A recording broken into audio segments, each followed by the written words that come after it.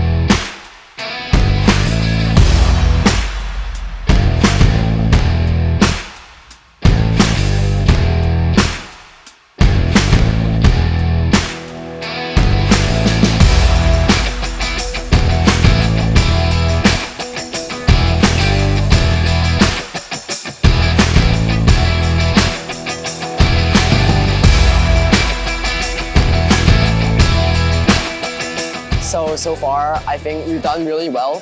We have 3 wins and 1 draw, and we were up against some super tough teams like 10 Ton and DaVinci Hard Drive, which are like top 10 teams in our division. But it's been a rough first day, but I think that we can really pull through and we might get to pick